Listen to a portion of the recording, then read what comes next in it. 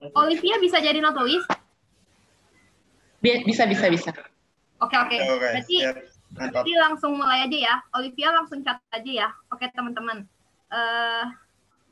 Nanti ingetin aku. Iya, bentar. Oke, kalau waktunya udah tinggal sedikit ya. Nah, pertanyaan pertama, teman-teman, bagaimana kesan kelompok terhadap gereja milenial? Mungkin ada yang mau sharing dulu tentang gereja milenial? Ya. Apa yang teman-teman dapetin dari sesi, dari sharing mungkin?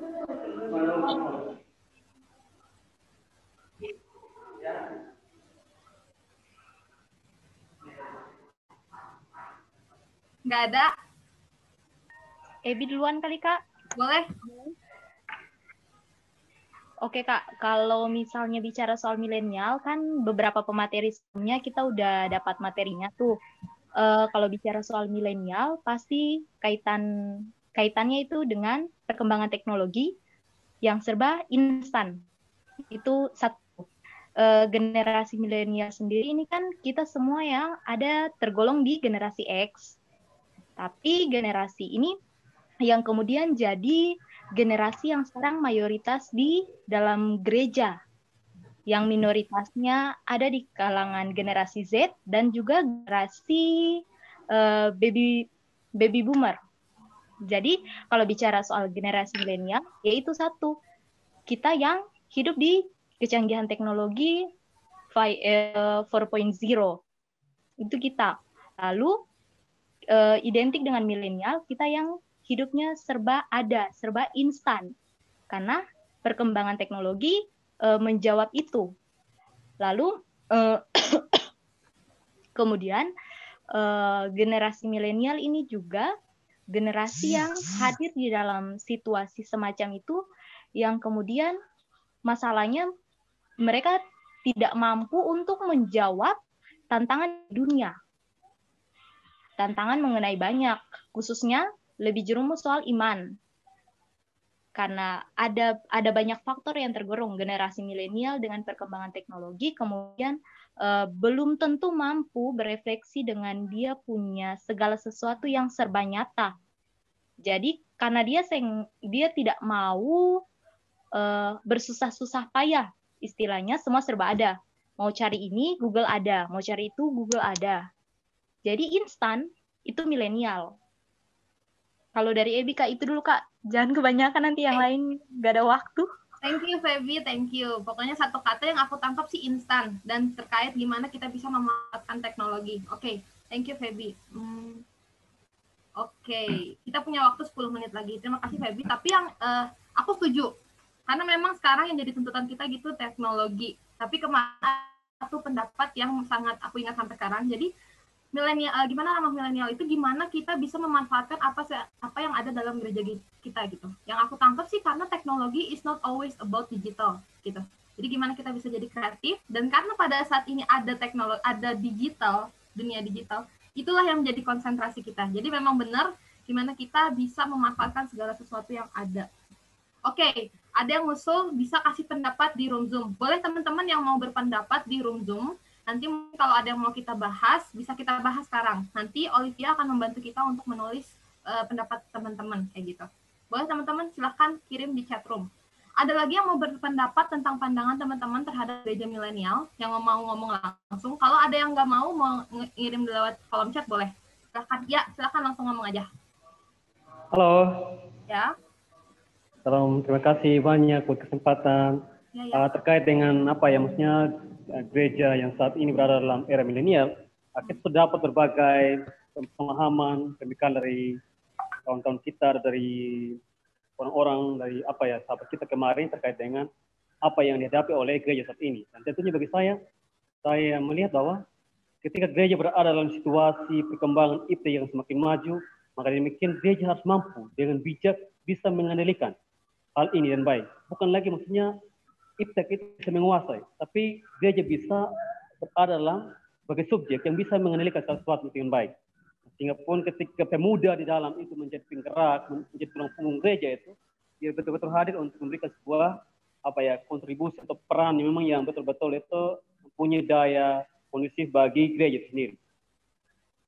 Dan saya pikir keberadaan pemuda sekarang memang sangat penting sekali dalam gereja itu sendiri. Sehingga pun dia betul-betul memakai media itu sosial, alat teknologi dengan baik, bertanggung jawab dengan baik. Sehingga pun bagi saya dengan diskusi saat ini yang dibangun menjadi wadah bagi kita untuk dibekali kita semua menjadi pemuda-pemuda Kristen yang berkualitas. Mungkin demikian, saya kembalikan. Oke. Thank you Yohan dari STTGKS. Yang aku tangkap berarti memang peran pemuda sangat dibutuhkan untuk mewujud nyatakan gereja ramah milenial ini. Jadi yang aku tangkap ya, bukan hanya tugas gereja untuk merangkul milenial, tapi kaum milenial pun harus tergabung di dalamnya. Bagaimana bisa memanfaatkan segala sesuatu yang ada di gereja. Mungkin itu yang bisa menjadi jawaban dari poin pertama kita tentang bagaimana pendapat kita terhadap gereja milenial. Teman-teman yang punya pendapat lain boleh dikirim di kolom chat atau sekarang mau ngomong langsung. Tapi tampaknya kita mungkin akan bergeser ke pembahasan selanjutnya karena waktu kita tinggal 10 menit. Nah, kira-kira nih teman-teman, kita kan berasal dari gereja yang berbagai macam, ada yang dari desa, kota, atau bahkan yang lainnya. Nah, kira-kira sebelum membahas hambatan lah ya, hambatan mungkin lebih gampang. Peluang apa sih yang kita punya gitu untuk mewujud nyatakan gereja ramah milenial ini? Mungkinkah ada yang, kalau di kota besar mungkin kita punya stereotype, di kota besar ini lebih maju gitu ya. Di desa lebih, maaf kata, maksudnya kurang gitu. Tapi apakah ini benar gitu teman-teman? Peluang apa yang misalnya di gereja kecil atau besar, di gereja kota kecil atau kota besar yang miliki gitu. Teman-teman boleh kalau misalnya mau sharing di kolom chat, atau kita dengar dulu 1 atau 2 orang yang mau bilang, kalau bisa 2 orang ini dari kota besar ke kota kecil ya gitu. Kalau dua-duanya mau dari kota kecil nggak apa-apa, dua-duanya dari kota besar nggak apa-apa. Gimana teman-teman? Boleh langsung unmute aja. Peluang ya, jadi hal-hal yang kita punya untuk jadi tools kita.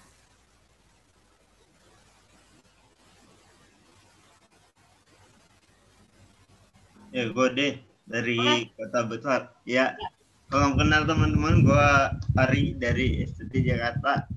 Jadi memang kalau bicara peluang dan tantangan, bahwa kalau di kota besar fasilitas ada, kemudian pokoknya teknologi dan lain sebagainya sangat mudah kita dapatkan, bahkan akses internet sangat gampang dan kualitasnya boleh dikatakan bagus. Problemnya adalah kalau gereja-gereja di Jakarta akhirnya, kalau misal lihat kayak GPCC atau gereja-gereja karismatik yang gede, mereka itu menurut kehilangan esensi dari bergereja. Jadi kita nggak tahu ini gereja, pertunjukan, atau having fun, atau apa dan lain sebagainya. Gitu. Karena gimana ya? Karena itu memang kondisi di Jakarta, orang sudah capek kerja dari Senin sampai Sabtu, akhirnya gereja dijadikan ajang refreshing dan tidak ada makna persekutuannya di situ. Gitu. Kalau saya lihat dari gereja di kota besar itu problemnya teman-teman. Bahkan teman kita samping tempat duduk tuh kita nggak kenal lagi.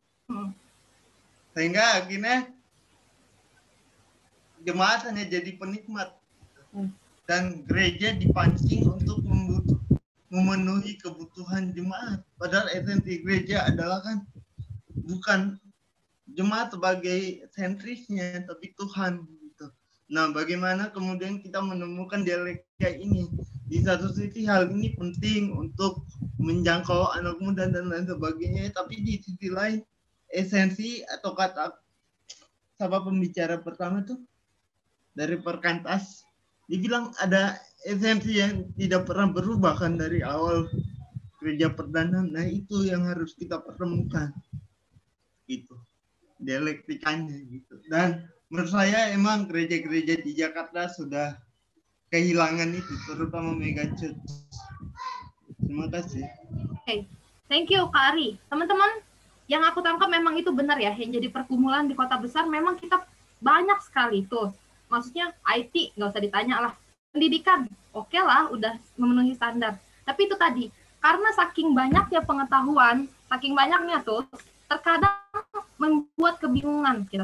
Ini sebenarnya esensinya apa sih kayak gitu. Jadi kecenderungan untuk menjadi kemarin ya, kalau ada pendapat dari Bang Gerald itu gimana, jadi ini kayak penyedia jasa hanya untuk nyenengin jemaat kayak gitu. Padahal esensinya nggak itu. Nah, thank you Kak Ari. Itu memang ada peluang dan tantangan yang jadi gimana ya, masih perlu obrolan lebih lanjut kayak gitu. Mungkin kita bisa dengar dari teman-teman yang dari kota lain gitu. Karena tadi kita dengar, oke lah, Jakarta sebagai representasi kota besar. Ada teman-teman yang mau sharing?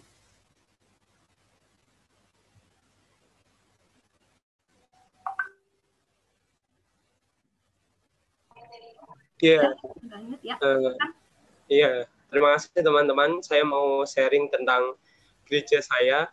Saya berasal dari Stakwiata Wacana Pati. Saya berasal dari gereja GITJ Juwana, di mana gereja GITJ adalah gereja yang berbasis kebudayaan atau berbasis daerah Jawa.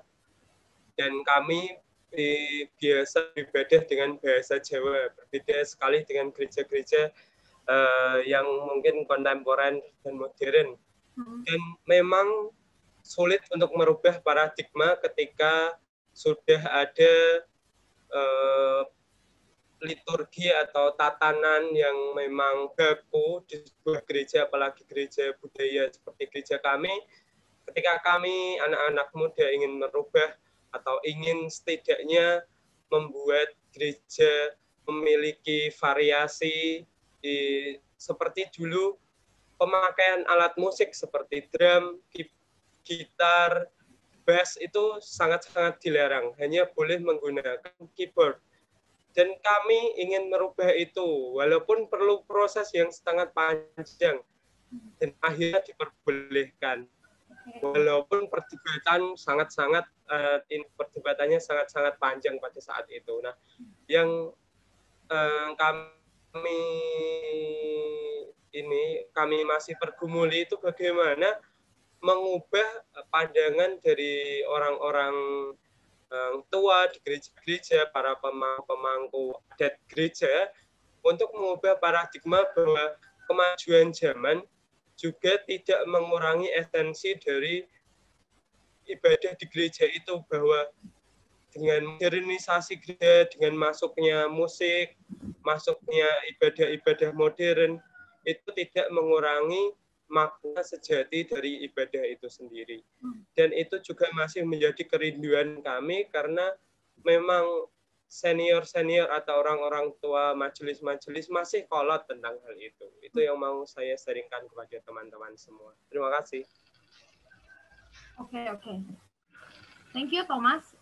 Kita dapat sharing, maksudnya memang pergumulan itu ya, yang mungkin beberapa dari kita juga masih hadapi, gimana bisa berjuang, ngasih tahu ke orang-orang, khususnya orang-orang dewasa, senior-senior, perubahan zaman itu bukan hal yang menyeramkan, kayak gitu. Perubahan itu bukan hal menyeramkan. Jadi memang ketegangan ini ya yang masih ada sampai sekarang. Oke, ada yang sharing di kolom chat, gimana kalau di desa itu bahkan nggak ada peluang kayak gitu ya. Tapi mungkin aku bisa tanya nggak, misalnya apakah misalnya kayak di desa itu mungkin kekeluarganya masih ada, apakah itu bisa jadi peluang kayak gitu teman-teman? Mungkin karena tadi di Jakarta ya, karena kanan kiri aja belum tentu kenal siapa-siapa aja, individualitasnya tinggi. Iya. Kalau ada, silakan. Dari Sumba. Ya, silakan. Oke, baik. Terima kasih buat kesempatan sekali lagi. Terkait dengan peluang gereja.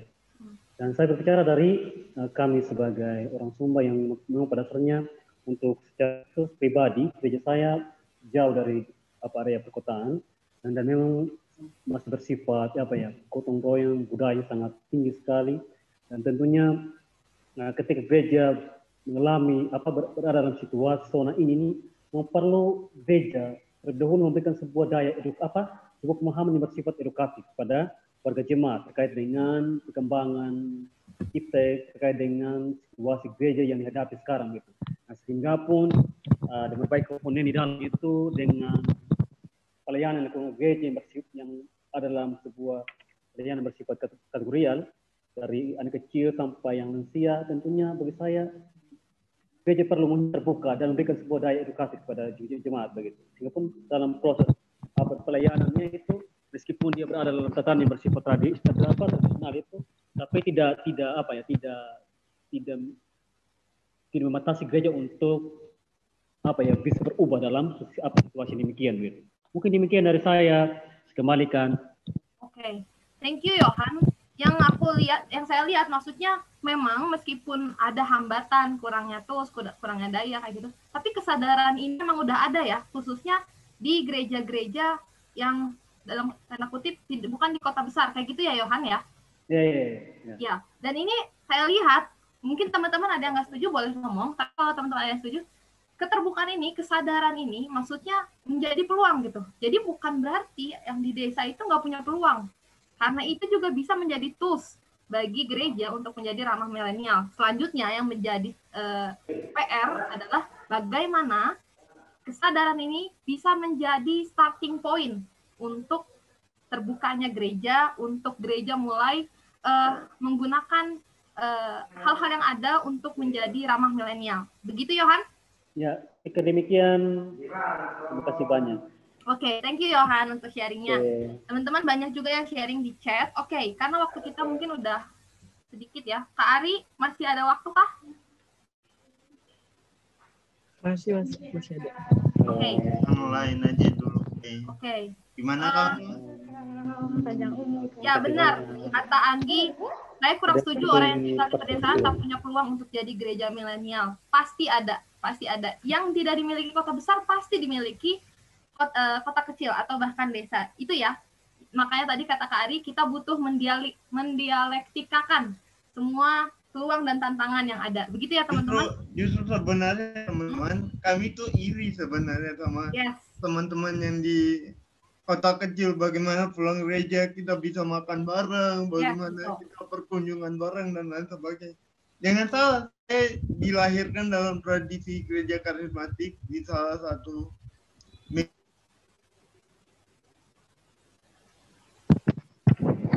Hari suaranya nggak ada Kari. Oke, kayaknya dia terlempar. Jadi memang benar teman-teman, itu yang diungkapkan Kari adalah keirian kami dalam tanda kutip ya kepada jemaat-jemaat yang ada di desa. Mungkin di desa ngelihat, aduh orang di Jakarta salah satu mega church saja JPCC, mereka bisa menggunakan iptek segala macam, tapi ada yang nggak kami miliki gitu teman-teman. Jadi memang yang paling penting adalah bagaimana kita sudah menyadari lalu menggunakan segala sesuatu yang ada kayak gitu ya. Olivia, kabarin kalau misalnya kami terlalu cepat. Olivia masih ada nggak ya di sini? Pas. Dia terlalu cepat. Bentar, Olivia? Bisa. Buku putus tadi ya? Iya Kak Ari, terputus. Tapi kami udah nangkep poinnya kayak gitu. Ada lagi yang mau disampaikan Kak Ari? Yang lain gimana? Yang penting jangan norak kali ya kata Ginta. Oke, ada ungkapan dari Welem. Ya, Welem bilang di tempat pelayananku di desa justru kayaknya lebih milenial. Bisa sharing Welem? Ya, teman-teman. Salam kenal. Saya kenalkan juga tadi dari Tentena di Kupang. Kita juga sedang melakukan satu pelayanan jemaat kecil yang nah kalau saya perhatikan sebenarnya teman-teman di tempat pelayanan saya sepertinya lebih milenial daripada yang di kota karena pertama itu juga tergantung dari sarana dan prasarana yang disediakan. Khususnya di desa tempat pelayanan saya ini akses internet itu tidak sangat mudah karena ada wifi desa. Kemudian juga bayang teman-teman ini orang desa tapi gayanya sudah ikut style Korea teman-teman. Saya juga heran kenapa ternyata saya coba telusuri dan mendapatkan itu karena pengaruh. Nah mereka melihat video-video misalnya Anda tahu ya boyband apa karena saya juga enggak penggemar Korea itu mereka mencoba meniru. Nah kemudian untuk gaya ibadah selama saya pelayanan saya mencoba sih buat ada yang kreatif yang dari tradisi karismatik. Dan mereka menerima karena justru yang seperti yang mereka harapkan. Jadi pada intinya menurut saya tergantung dari selera dan kebutuhan satu tempat itu apakah menguasai atau tidak. Seperti itu kan. Oke. Oke, thank you Willem. Jadi kita ini sangat membuka mata kita semua ya terhadap stereotip yang bilang desa nggak maju, kota maju. Ternyata enggak ya teman-teman ya.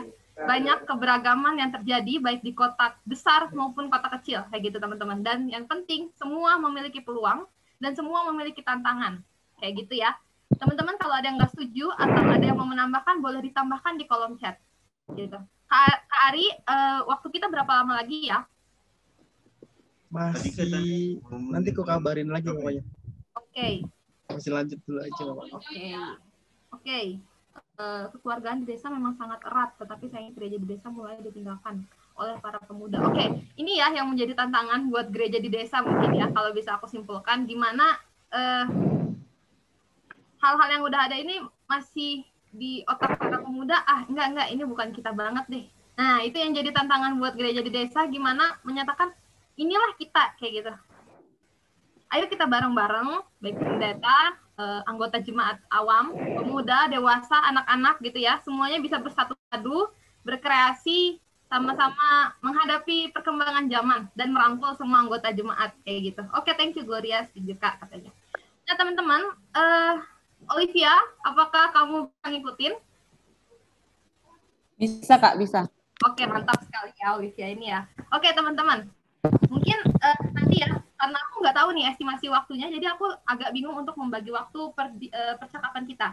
Nah mungkin tadi sampai jam 12.20. Oh 12.20? Iya. Oke, berarti masih lama ya? Masih lama banget. 10 menit. Oke. Nah teman-teman, mungkin kita kasih waktu Olivia untuk kembali merangkum ya hasil perbincangan kita tentang gimana kota besar dan kota kecil memiliki peluang dan tantangan masing-masing. Oke, tadi kita sudah dengar kalau di kota besar gitu ya, agak membingungkan jadinya esensi ibadah karena perkembangan yang sangat pesat. Tapi ternyata di desa juga memiliki peluang gitu. Kesadaran sudah ada. Jadi gimana tinggal bagi gereja di desa memanfaatkan hal ini untuk mengembangkan segala sesuatu yang ada di dalamnya. Dan ternyata kita dapat perspektif baru dari Willem bahwa sebenarnya stereotip itu nggak selalu benar. Di desa pun ada kok yang milenial gitu. Jadi standar milenial ini nggak tergantung sama satu yang pakem. Jadi balik lagi ke gereja masing-masing memiliki peluang dan tantangan apa. Teman-teman, ada yang mau sharing lagi tentang gerejanya punya peluang apa yang mungkin belum tersampaikan dalam diskusi kita? Ada Kak. Boleh, silakan. Aku manggilnya apa ya? Oridek kah? Iya, boleh. Oke, silakan Oridek. Ya, perkenalkan nama saya Oridek dari STFT GKI Saksa Multieni Jayapura. Kalau mau dibilang, pasti teman-teman atau kakak-kakak sendiri tahu bahwa Jayapura ini letaknya di perkotaan di Papua. Dan jika dilihat mayoritas gereja yang ada di Jayapura, semua di sini adalah gereja-gereja besar atau bisa dibilang dapat dikuasai, terpenuhi. Nah, sedangkan kami di sini agak kesulitan, bisa dibilang bisa mengarah ke arah milenial, namun agak kesulitan. Kesulitannya itu karena banyak dari pemuda-pemuda yang acuh tak acuh terhadap situasi dan kondisi dalam gereja. Mereka lebih mengikuti pergaulan, tren-tren zaman sekarang yang buat mereka semakin menjauhkan diri dari gereja. Nah, itu tantangan terbesar bagi kami di Papua. Sebab mayoritas pemuda di Papua sangat banyak, namun keaktifan dan kehadiran mereka itu sangat kurang.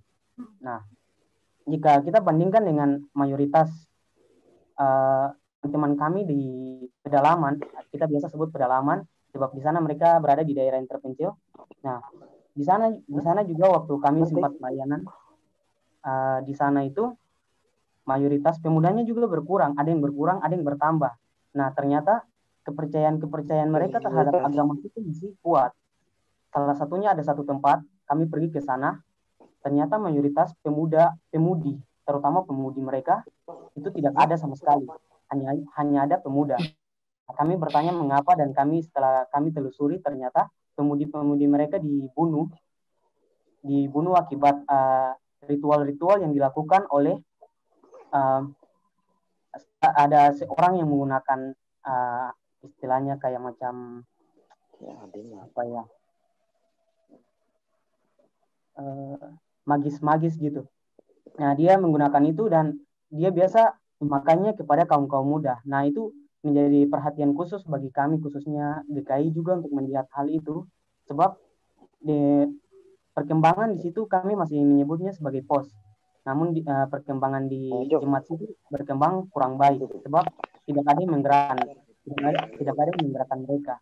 Nah, istilah yang sering kami pakai di sini, jika pendeta atau pemimpinnya tidak kreatif, maka jemaatnya mati. Dan jika pendetanya kreatif, maka jemaat itu akan terus berkembang. Entah dengan cara apa yang dipikirkan, dengan kreativitas yang dimiliki oleh pendeta tersebut. Mungkin itu saja yang bisa di-sharing untuk kita sekalian. Terima kasih. Oke. Sangat, tunggu sebentar, Ridek. Aku butuh penjelasan lebih lanjut. Maksudnya, hal-hal magis ini dilakukan oleh anggota gereja, pemuda gereja, atau di luar untuk membuat pemuda tidak bisa ke gereja gitu. Itu yang mau aku klarifikasi kok, Ridek. Coba. Iya, baik. Jadi khususnya di tempat yang waktu itu kami ada sempat pergi. Nah, orang yang menggunakan magis ini, dia sendiri terlibat dalam gereja sendiri. Atau dia mendapat jabatan istilahnya dalam gereja tersebut sebagai kita bilang dalam majelis gitu. Namun dia menggunakan itu hanya untuk sorry, apa? Gimana? Suara saya kedengaran? Kedengaran. Tadi ada yang unmute mic jadi tabrakan suaranya. Sorry, gimana? Ya. Jadi gini, yang menggunakan ritual-ritual ini, dia sendiri terlibat di dalam gereja.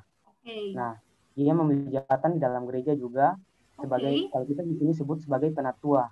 Nah, namun ada dua hal mengenai yang menggunakan ritual-ritual ini. Ada yang biasa mereka gunakan untuk menjaga diri, dan ada yang mereka gunakan untuk menghancurkan orang lain atau menjatuhkan orang lain, merugikan orang lain lah istilahnya.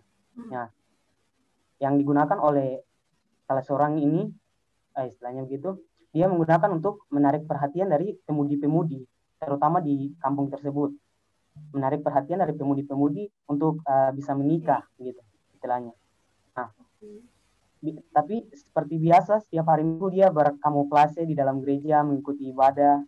Namun, jika kembali ke aktivitas hari-harinya seperti demikian, dia kembali ke ritual-ritualnya gitu. Jadi, pemudi di salah satu tempat kami pergi ini sangat minim sekali. Gitu, Kak. Oke, thank you, Oridek. Mungkin ini gimana ya? Ini menambah pengetahuan kita tentang beragamnya kejadian dalam gereja-gereja di Indonesia khususnya kayak gitu ya. Memang ini mungkin agak di pinggir dari pembahasan kita tentang gereja ramah milenial, tapi ini juga bisa teman-teman notice gitu ya. Ternyata kayak gini loh terjadi di gereja-gereja gitu. Mungkin nanti bisa menjadi hal yang kita hadapi, mungkin bisa hubungin Oridek gitu ya. Maksudnya biar berkonsultasi how to resolve it atau semacamnya. Tapi yang aku tangkap memang peran pemuda gitu. Peran pemuda memang minim. Jadi tantangan STT. Gimana, ada yang berbicara? Olivia ya kayaknya. Tunggu sebentar ya Olivia. Jadi memang di satu sisi pemuda menjadi subjek ya, jangan objek lah. Jadi kita untuk menjadi ramah kepada mereka. Tapi pada sisi lain mereka nggak mau berinteraksi dalam gereja gitu. Dan ini hal yang menjadi tantangan dan perlu dibicarakan. Nah teman-teman, aku mau tanya sebelum kita membahas tentang kampus ramah milenial ya, kita tahu tadi peluang, tantangan, tapi untuk peran pemuda ini, karena dari kemarin kita harus ramah milenial, kita harus bisa merangkul mereka, kita harus memenuhi kebutuhan mereka, kita harus mengerti mereka gitu. Tapi teman-teman, kita kan pemuda ya, kita orang muda. Menurut kalian apa sih yang bisa menarik kaum muda untuk terlibat dalam pewujud nyataan gereja ramah milenial ini? Apa sih kalian khususnya ya yang bikin kalian mau gitu? siapa sih jadinya yang harus mulai duluan? Apakah pihak gereja atau kalian? Ini bukan dalam maksud memisahkan kaum muda dari gereja ya, tapi siapa yang harus mulai? Menurut teman-teman kayak gimana? Ada yang mau berpendapat? Saya ingin menanggapi. Iya, silahkan. Gideon. Boleh. Ini dalam poin nomor 2, apa prospek dan tantangan? Dan sesuai tema KNTM MTI juga dikatakan prospek gereja dan terhadap milenial. Jadi sesuai pertanyaan Eka tadi, saya melihat bahwa gereja yang ditantang di sini. Dan gereja harus memberi jawab. Karena kemarin pemateri pendeta besar Pak Pahan dikatakan, gereja ditantang untuk mendefinisikan ulang apa itu perjumpaan, spiritualitas, dan religiusitas, bahkan penggunaan teknologi. Jadi sini pemuda di sini Yonika mengatakan bahwa sebagai subjek dan gerejalah sebagai objek dalam menghadapi perubahan berupa perwujudan tantangan ini. Jadi sini saya melihat bahwa gereja harus melihat pelayanan seperti apa yang harus disampaikan kepada mereka atau kita sebagai orang milenial. Gereja harus melihat pelayanan ini berguna atau tidak. Pelayanan ini bermanfaat untuk menemukan spiritualitas atau bahkan malah menghancurkan mungkin ya. Kedua, gereja harus melihat bahwa perjumpaan virtual yang bisa melihat, mendengar tanpa menyentuh, apa itu baik seperti itu. Berikutnya, bagaimana penggunaan teknologi dalam gereja ini? Apakah gereja mampu mengikuti? Karena sejujurnya, saya berada di kota kecil di Tarutung ya. Beberapa gereja di Tarutung ini masuk ke revolusi 4.0 pun belum seperti itu. Masih 3.0 mungkin ya. Jadi bagaimana gereja di sini, gereja kota kecil ini? Jadi sini saya mengatakan gereja ini sebagai objeknya. Bagaimana dia melakukan pelayanan, berguna atau tidak untuk generasi milenial. Bukan berarti gereja harus memenuhi kebutuhan milenial sepenuhnya. Gereja berarti memenuhi apa yang menjadi keinginan milenial. Tetapi gereja harus mampu mengkaji ulang, baik atau tidak pelayanan tersebut untuk milenial. Terima kasih. Oke, thank you Gideon. Yang aku tangkap sih, jadi terlepas kita mau merangkul pemuda atau remaja, pertama gereja perlu mengkaji dulu nih. Itu adalah langkah selanjutnya, bisa nggak ini merangkul? Kayak gitu Gideon ya? Betul, betul. Oke, sebelum kita lanjut ke orang selanjutnya atau pembahasan selanjutnya, aku mau tanya, memang contoh apa sih yang perlu dikaji oleh gereja? Salah satu aja yang mungkin ini menjadi menurut kamu pelayanan yang tidak penting tadi, maksud kamu kayak gitu. Nah, jadi gini, di gereja saya nih di Tarutung kan kota kecil, ada beberapa gereja yang menerapkan ibadah alternatif ya. Mungkin di Jakarta juga mungkin ada beberapa gereja menerapkan ibadah alternatif. Kita melihat bahwa ibadah alternatif pemuda itu mengambil bagian, contohnya liturgis, song leader atau segala macamnya. Padahal gereja di sini, gereja tradisi atau gereja arus utama di sini, mereka menggunakan liturgis itu atau dalam bahasa liturgisnya dikatakan kata basis atau nabasis, bagaimana ada votum atau doa pembuka, dan anabasisnya ini bagaimana ada khotbah, doa syafaat, dan mengucap kepada Allah. Di situ harus dimaknai seperti itu.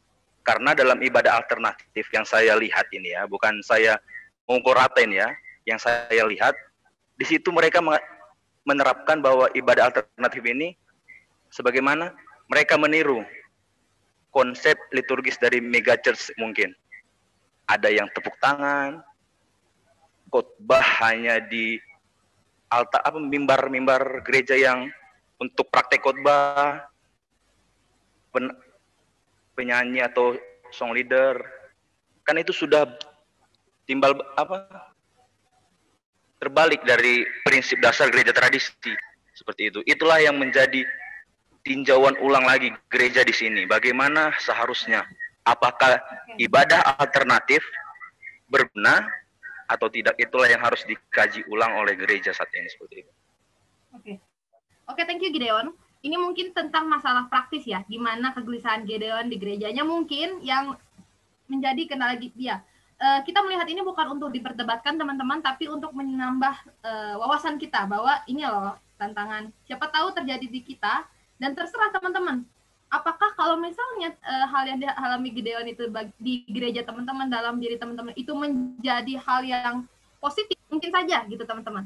Tapi yang penting adalah gimana gereja tetap mengkaji ulang siapa identitasnya, siapa dia, apa di dalamnya, dan siapa orang-orang di dalamnya, kayak gitu ya teman-teman ya. Itu, thank you Gideon. Nah, Oke, sebelum Gideon ada yang nanya nih, Wellem nanya, apakah mungkin ini nanti Wellem bisa chat privately dengan Gideon ya, gimana efektivitas ibadah alternatif dalam merangkul pemuda gitu. Tapi yang saya tangkap tadi kalau Gideon cerita kayak gitu, Gideon kan gelisah ya dengan adanya ibadah alternatif ini. Nah mungkin memang di situ nggak terlalu positif ya Gideon ya? Iya, tidak merangkul gitu, yang saya lihat. Oke, thank you Gideon. Mungkin nanti habis ini Wellem bisa chat langsung ke Gideon ya. Karena ini tentang masalah praktis, jadi mungkin nanti di sini kita di akhir pembicaraan kita akan berbicara tentang apa sih tips and trick menurut teman-teman. Yosua bisa unmute mic atau berbicara atau Oke, aku baru sadar ternyata ini ada 2 layar ya. Halo Yosua. Ya, shalom.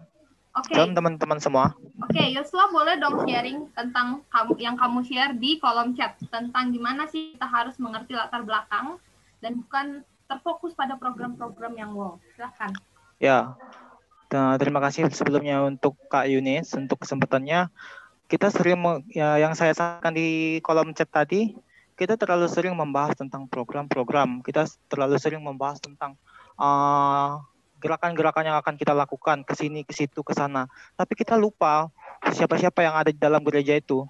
Kita hanya merangkul, kita hanya memfokuskan kepada satu titik. Misal bagi mereka yang di kalangan-kalangan yang kaya atau kalangan-kalangan yang mungkin bisa bilang aktif, sedangkan ada mereka di kalangan-kalangan yang mungkin pendiam, mungkin mereka adalah orang-orang yang tidak pede, mereka yang tidak berani berkata-kata. Di mana kesadaran kita untuk merangkul mereka? Kita mungkin membuat rancangan-rancangan yang keren-keren, rancangan yang hebat, rancangan yang sangat-sangat milenial.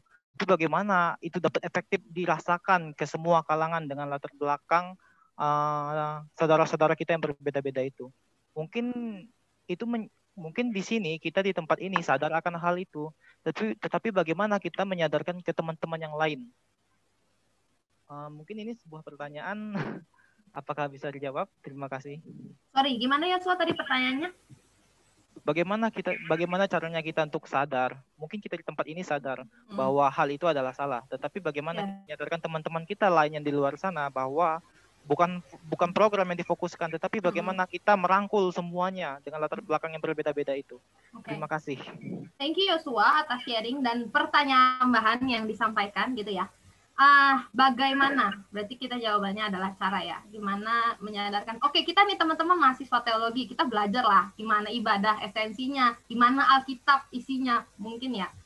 Nah, teman-teman, tapi yang terjadi pertanyaan bagaimana sih untuk merangkul teman-teman di sekitar kita yang bukan mahasiswa teologi atau bahkan orang-orang dewasa gitu, untuk bisa sadar kayak gini loh yang harus kita lakukan gitu. Mungkin pada sisi lain juga nggak bisa ya kita menanamkan semua idealisme kita yang ada dalam gereja gitu.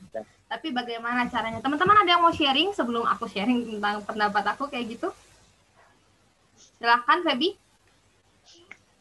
Iya Kak, Ebi sedikit berbagi dengan mengenai pertanyaan dari lanjutan dari Kak Yosua mengenai kalau tanya bagaimana pasti jawabannya cara. Sehingga sebenarnya kalau untuk menarik generasi milenial masuk ke dalam gereja, pertama-tama bukan hanya dimulai dari program. Kalau menurut Ebi sendiri, program itu ada di posisi kedua. Posisi pertama, sebelum ditarik dengan program-program yang memang membuat minat mereka kaum milenial ini bangkit. Triknya dulu, trik apa yang perlu disentuh bagi kaum milenial. Misalnya terkadang kaum milenial itu enggan masuk ke gereja karena mungkin saja mereka tidak diberi ruang untuk menyampaikan ide-ide kreatif. Kan salah satu karakteristik dari kaum milenial ini kan mereka penuh dengan kreativitas, inovatif, dan lain sebagainya.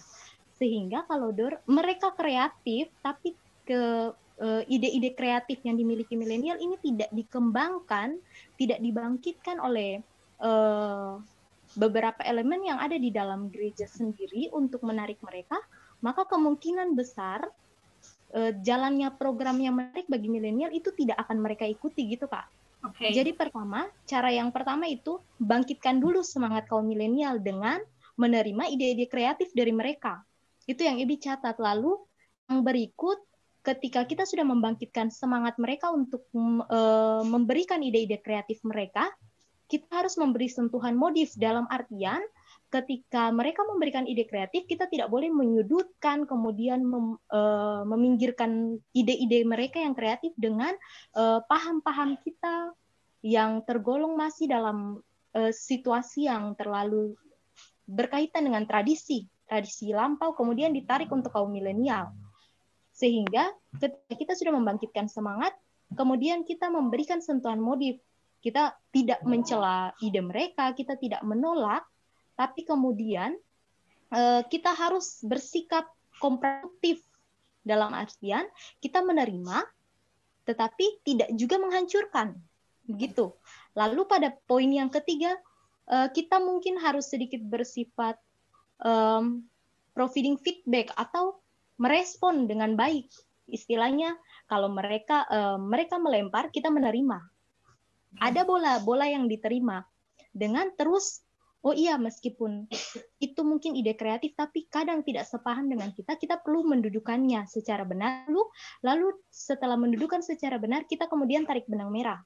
Setelah benang merah itu ditarik, kemudian kita memberi umpan balik bahwa memang apa yang mereka jelaskan itu sangat baik, sangat luar biasa, sangat sangat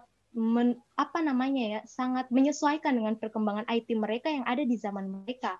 Jadi istilahnya kita memberikan umpan balik, kita memberi semangat kembali tanpa harus menjatuhkan, tanpa harus membrobrokkan kehidupan milenial mereka sendiri. Sehingga dari itu, kemudian ketika kita setelah menerima, kita kemudian bisa memberikan, menunjukkan, mengekspresikan program-program kreatif yang bisa menarik mereka pada poin yang kedua tadi. Mungkin itu dulu Kak dari Ebi.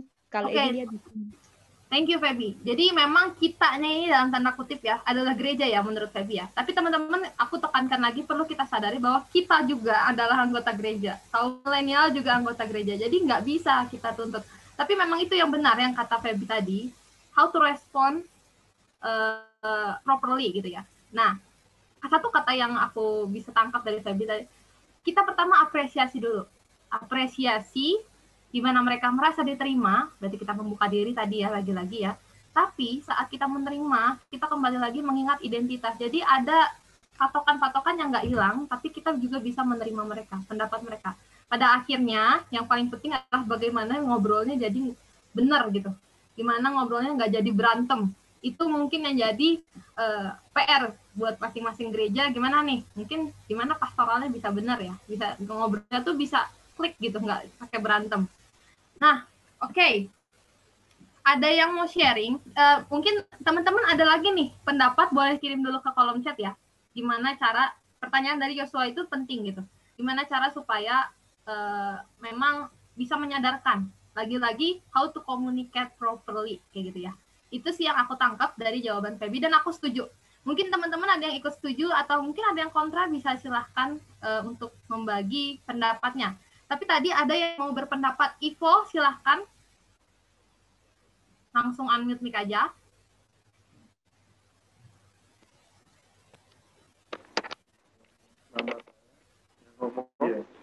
Ya, boleh didekatkan lagi mic-nya? Sudah kedengeran? Silakan. Tadi saya memperhatikan diskusi ini tentang beberapa keberatan dari gereja mainstream. Jujur saya tidak berat di gereja mainstream atau gereja yang tidak sealiran dengan itu. Tapi saya ingin berdiri istilahnya di luar itu.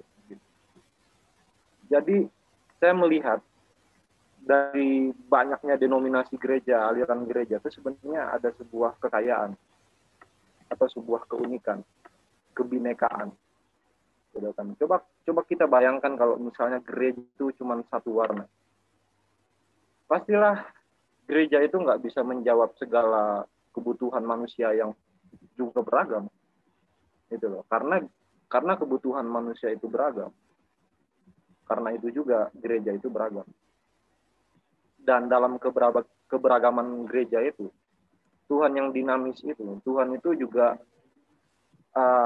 akan pakai itu gitu untuk melawat umat-umatnya. Entah itu dari gereja mainstream, Tuhan pakai untuk membuat orang yang suka beribadah di sana. Entah itu dari gereja karismatik dan lain sebagainya macam gitu kan.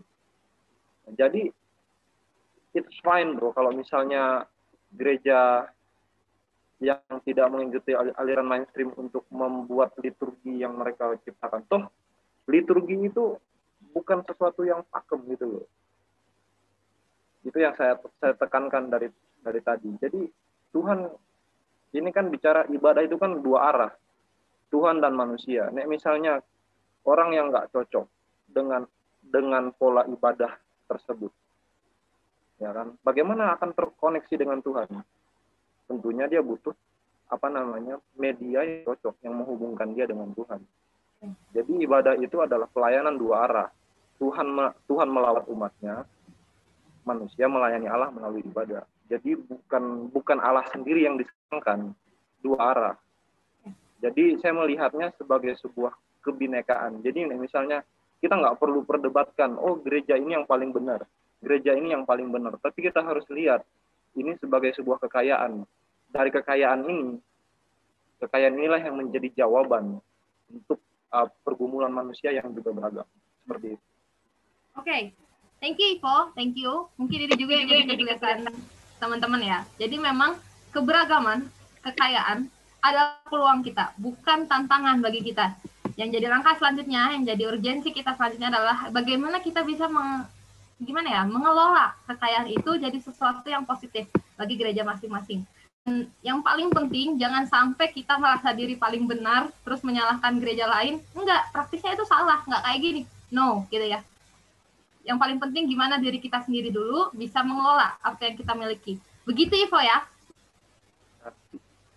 Thank you Ivo, thank you. Oke, teman-teman ada usulan buku untuk dibaca dari Kak Ari, Abang Kari, itu You Lost Me ya. Why Christian Live Church kalau aku nggak salah. Why Young Christians Are Living Church and Rethinking Faith, David Kinnaman. Itu bisa teman-teman baca ya. Mungkin ditulis dulu nanti dicari bukunya gitu teman-teman. Oke, silakan teman-teman, ada lagi sebelum kita membahas tentang kampus ramah milenial. Oke, silakan ya, saya langsung unmute mic aja. Yang paling utama itu gimana kita merangkul kaum muda dan sadar bahwa kaum muda juga berperan penting, gitu ya. Silakan ya saya. Ya, terima kasih atas kesempatan yang diberikan. Memang menarik ini mengenai generasi milenial, tetapi ada beberapa poin yang menurut saya sangat inti atau substansi di mana pribadi dari generasi milenial itu adalah salah satu poin yang penting, dan juga pemimpin dari gereja itu, pendeta ataupun majelis. Bagaimana program-program dari generasi milenial itu mau diterima, mau diprogramkan, sedangkan pendeta atau majelis itu tidak mau menerima saran dari generasi milenial. Dan saya rasa juga dari poin pribadi atau personal dari generasi milenial ini perlu dilihat dari aspek kesadaran mereka terhadap gereja. Banyak generasi milenial yang terpengaruh dari lingkungan. Saya ingat ada kalimat yang dikatakan oleh ahli psikologi, dikatakan oleh Emil Durkheim bahwa individu berada di bawah masyarakat. Jadi pengaruh lingkungan masyarakat itu mempengaruhi psikologi atau mindset dari seorang generasi milenial. Mungkin pengaruh yang dari luar ada modelnya macam instan dan pandangan dari berbagai macam culture dan juga agama-agama lain itu akan mempengaruhi psikologi dan mindset dari generasi milenial ini. Dan yang paling penting yang saya mau tekankan di sini adalah pada pemimpin gereja. Pemimpin gereja harus memberikan ruang, walaupun generasi milenial itu memberikan saran, masukan, mereka harus terima, tetapi juga mereka tidak boleh meninggalkan esensi dari nilai atau nilai dari kristologi itu atau tentang Kristus, tentang nilai kepercayaan kita sebagai seorang Kristen. Saya rasa itu yang sangat penting untuk kita sadari, dan bahwa program itu tidak akan berjalan tanpa yang di atas atau yang memimpin gereja itu tidak memberikan tidak menerima saran dari generasi milenial. Saya rasa itu cukup. Terima kasih.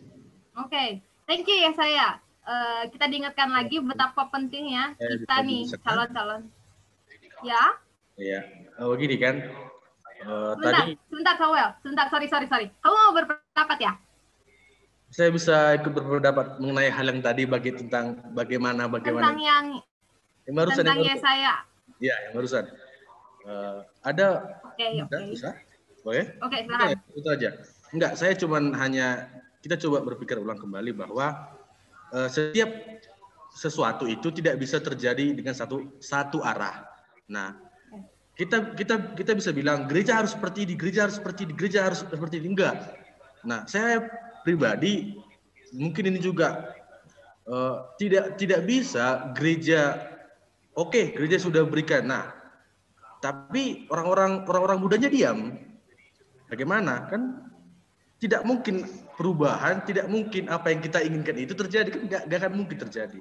Nah, saya maksud adalah kita sebagai orang-orang milenial juga yang terjun ke dunia jemaat, gereja, masyarakat, harus ada timbal balik sebenarnya. Jangan mulu-mulu ke gereja aja lah, pemimpin gereja lah. Enggak. Saya tidak seperti itu. Kalau saya bilang, ini harus dua arah. Gereja berikan dan juga kita berikan supaya klop jadinya. Mungkin itu saja, hanya menambah sedikit saja. Terima kasih. Oke, thank you Samuel. Memang itu yang tadi mau aku tambahkan. Sangat baik warning yang disampaikan oleh Yesaya. Bagaimana pentingnya seorang pemimpin, khususnya pendeta, dan kita calon-calon pemimpin ya teman-teman kalau mau jadi pendeta, itu memang memiliki tools, kita punya otoritas gitu ya dalam ranah struktural gereja gitu. Dan itu harus kita manfaatkan dengan baik, dan kita harus mau merespons, membuka diri kayak gitu ya. Nah teman-teman, pada sisi lain kita juga kaum pemuda nggak bisa lu harus kayak gini, lu harus kayak gini ke gereja gitu ya, karena kita juga adalah subjek. Jadi pada satu sisi kita adalah subjek dan gereja adalah objek, tapi pada sisi lain gereja adalah subjek dan kaum milenial adalah objek. Dan ketegangan ini yang harus bisa, lagi-lagi aku bilang ya, kata Kak Ari, didialektikakan gitu, dikomunikasikan gimana semuanya bisa bersatu padu. Terima kasih ya saya dan Samuel, warning yang sangat baik bagi kita semua nih, khususnya calon-calon pemimpin gitu ya teman-teman ya, dan kaum muda. Oke teman-teman, ada yang mau berpendapat lagi? Dari Sumba. Oke, silakan Yohan. Baik, terima kasih buat kesempatannya. Tadi terima kasih banyak buat kawan-kawan semua yang telah memberikan pemahaman yang luar biasa terkait dengan peran daripada kita sebagai kaum muda dalam gereja. Dan tentunya di sini saya lebih merujuk bagaimana gereja itu menjadi subjek dan objek terkait dengan apa yang menjadi harapan program yang dilakukan dalam gereja. Nah, sehingga pun salah satu yang cara yang dipakai oleh gereja untuk bisa merangkul pemuda saat ini bisa menciptakan sebuah ibadah yang kreatif dalam jemaat itu sendiri. Nah, sehingga pun demikian dan ada sebuah ibadah kreatif bisa membangun sebuah kebersamaan dengan semua komponen di dalamnya, termasuk pemuda-pemudi untuk lebih proaktif terkait dengan pelayanan yang dilakukan oleh gereja. Nah, sehingga pun demikian era milenial ini bisa diikuti dengan baik, bisa dipertanggungjawabkan secara baik dalam berbagai aspek yang dilakukan oleh gereja. Mungkin demikian dari saya. Kembalikan. Oke. Thank you Yohan atas responsnya, sangat baik ya. Maksudnya kita diingatkan lagi, tetap pada akhirnya akuntabilitas kita dites, harus bertanggung jawab dalam melakukan segala sesuatu. Dan kebersamaan menjadi hal yang penting gitu ya, dimana kita harus bisa berkomunikasi dengan baik. Thank you Yohan. Teman-teman, ya silakan Ega, kalau mau berbicara silakan langsung unmute, boleh. Baik, terima kasih Kak. Salam dari Kupang. Oke, salam juga. Silakan. Kalau saya mau berbagi sedikit, saya sebenarnya bukan dari Kupang, tapi dari pulau yang jauh lagi dari Kupang, dia kabupaten lain, terus masih sedikit terpencil. Terus yang menjadi masalah bagi kami di sana, banyak anak muda yang sudah keluar. Jadi di dalam pemuda-pemudi gereja itu lebih banyak anak-anak SMP dan anak SMA yang akhirnya mereka oh ya sudah gabung saja dengan ibadat pemuda. Padahal memang mereka sebenarnya belum di situ.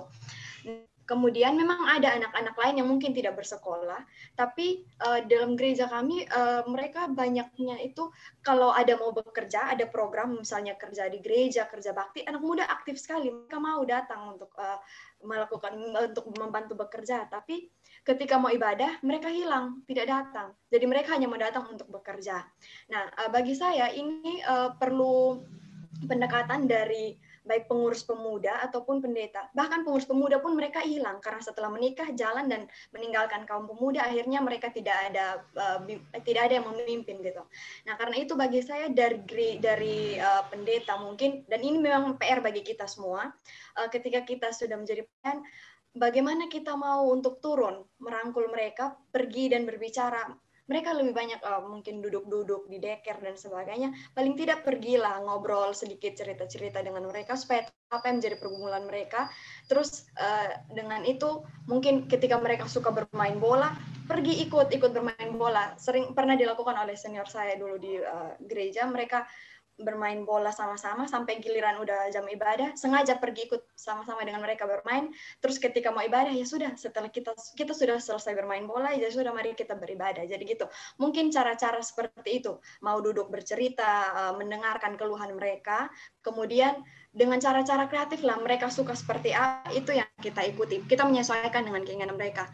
Terus ketika saya pergi praktek kembali ke sana, ketika saya memimpin ibadah dan kita menggunakan games, mereka banyak sekali yang suka karena dibalut dalam games. Mungkin hal-hal kreatif itu yang kita pikirkan, bagaimana untuk membuat mereka bisa tertarik dengan ibadah. Supaya mereka bukan hanya pergi untuk bekerja, memang mereka semangat untuk bekerja, tapi bagaimana di dalam ibadah juga mereka juga mau terlibat. Mungkin itu dari saya. Terima kasih. Oke, thank you Mega, thank you. Ada dua usulan, maksudnya selain usulan teoritis, dia juga memberi kita usulan praktis yang mungkin teman-teman sudah tahu atau bahkan, oh ternyata bisa ya pakai games untuk pendekatan. Tapi itu tadi, kata pendekatan yang menjadi tantangan bagi gereja dan juga kaum muda. Kita ini sekarang belum jadi pemimpin nih ya. Kita berarti ada di posisi peran pemuda, bagaimana kita harus mau didekati atau bahkan mendekati dan harus mau menerima dan memberikan respons kayak gitu ya. Jadi nggak serta-merta kita disuap terus, dan pendekatan menjadi satu kata penting bagi kita semua. Thank you Mega, thank you. Oke, ya pendekatan itu menjadi fokus ya. Tapi ingat lagi pada identitas masing-masing kayak gitu ya, bukan hanya untuk PDKT aja gitu ya. Tapi ada tujuan lebih penting dari itu semua, tapi itu penting bagi kita. Oke, thank you. Ya, Olivia ini sedang mencatat dan dia sedang menjawab semua panduan dari panitia begitu ya. Jadi aku sambil tekan juga sama Olivia dan mantap banget lah, udah dia catat semua. Tenang aja teman-teman, gak usah takut ya. Ya, oke. Sekarang mungkin kita udah dulu ya bahas tentang gereja milenial up segala macam. Mungkin nanti kalau ada sisa waktu, ada teman-teman masih mau mengungkapkan, boleh di kolom chat kayak gitu ya. Nah, teman-teman sekarang tentang kampus nih. Kita semua mahasiswa ya. Apa sih peluang dan tantangan? Peluang dan tantangan boleh langsung dua-duanya ya untuk menghemat waktu yang teman-teman miliki. Baik kampus di kota besar atau di kota kecil mungkin. Peluang dan tantangan apakah mirip-mirip sama tadi dalam pembahasan kita di gereja atau ada hal yang belum tersentuh dalam pembicaraan kita? Silakan teman-teman. Kampus ya, kampus. Silakan, ada yang mau sharing? Oke, ramah milenial membuka ruang. Thank you. Kak, mau unmute? Kak. Sebentar, Apris. Mungkin sebentar, ini aku panggilnya Kak Sudarsono nggak ya? Mau di-unmute atau cukup? Saya pikir cukup ya itu ya. Oke, itu sangat baik ya. Nanti akan ditulis oleh Olivia. Jadi memang konsep keterbukaan dan saling merespons ini juga harus dihadirkan dalam kampus gitu ya, Kak ya? Ya, benar. Oke, yes. Thank you. Oke, thank you. Ya, kita akan mendengar pendapat dari Apris. Silakan Apris. Terima kasih, Kak. Silakan. Saya amati kalau karakter milenial itu lebih reaktif. Artinya bahwa milenial itu tidak suka banyak bicara, tidak suka banyak diskusi, maunya langsung kerjakan, maunya langsung dieksekusi. Artinya bahwa kita kadang, saya pengalaman di kampus, bahwa kami hanya diberi ruang bicara, tidak pernah diberi banyak ruang aktif, tidak pernah diberi kami ruang agar kami ekspor semacam talenta itu yang kemudian boleh bermanfaat. Nah, memang keterbatasannya itu adalah ruang kami untuk mengeksekusi apa yang didiskusikan. Jadi lebih banyak bicara gitu.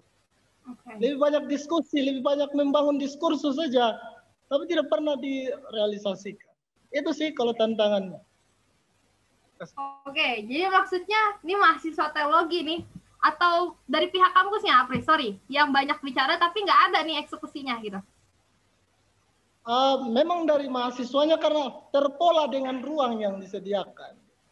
Oke, berarti memang kampus pada satu sisi juga belum banyak memberikan ruang, hanya gimana ya, memborbardir gitu dengan diskusi, tapi ruang untuk melakukannya nggak ada. Gitu, Apris, atau aku salah?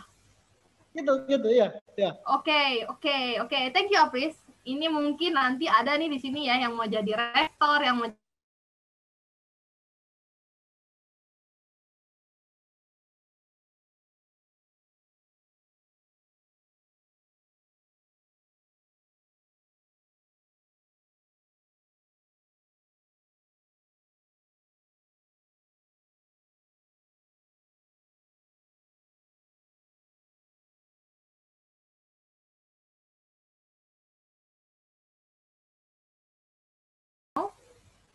atau ada yang ngeluh nih kayak gini nih yang aku rasain nih. Silahkan teman-teman, ada yang mau sharing?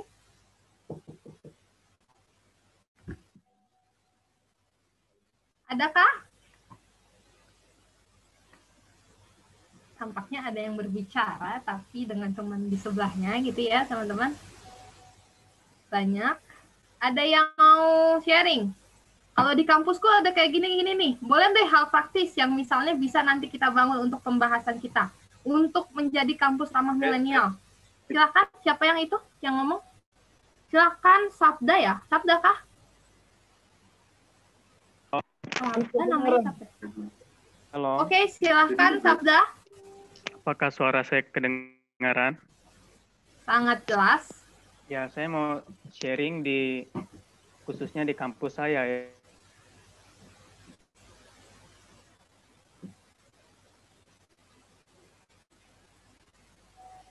Saya mengenai gereja tantangan secara mahasiswa, itu dikekang untuk untuk mengekspresikan jiwa milenial gitu ya, seperti aturan. Saya kasih bocoran lah, kalau di tempat kami itu jam 10 malam itu sudah HP sudah dikumpul, dan ada aturan-aturan lain mengenai teknologi yang dibatasi begitu. Jadi kami susah untuk mengekspresikan begitu, dan ini juga untuk kita semua dan secara khusus untuk kampus kami barangkali perlu adanya pelatihan seperti pengembangan ilmu teknologi. Itu bukan hanya ilmu-ilmu teologi, itu saya juga merasa sudah penuh teori gitu, tapi pada praktik pelayanan itu saya rasa itu perlu selain dari teologi begitu. Perlu ada pelatihan untuk mengembangkan teknologi, bahkan hal-hal lain lah mengenai kampus milenial secara khusus kita untuk terjun di pelayanan.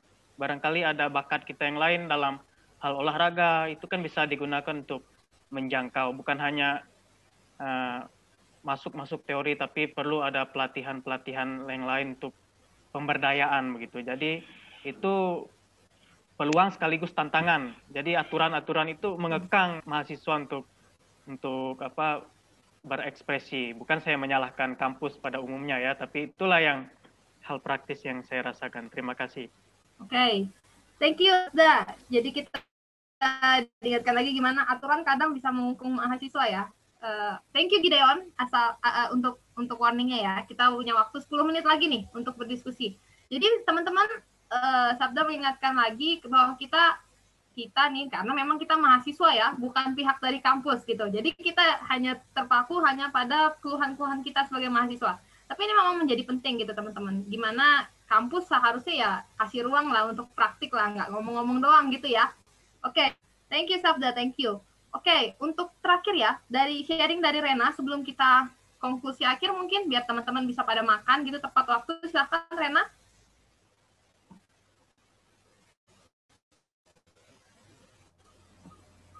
Oke. Shalom semuanya. Apakah suara saya jelas? Luar biasa. Jelas ya? Oke. Jadi ada sedikit sharing dari saya mengenai kampus saya. Saya itu berasal dari STT Lintas Budaya Jakarta. Di sini ada teman-teman yang sudah tahu mengenai kampus ini. Nah, adapun peluang dan tantangan ya dalam masa milenial ini atau di tengah pandemi lah itu dikaitkan ya. Peluangnya itu ada beberapa hal di mana dalam penggunaan teknologi ini ada perubahan dalam metode belajar mengajar seperti itu. Jadi yang tadinya itu jarang sekali menggunakan internet untuk mencari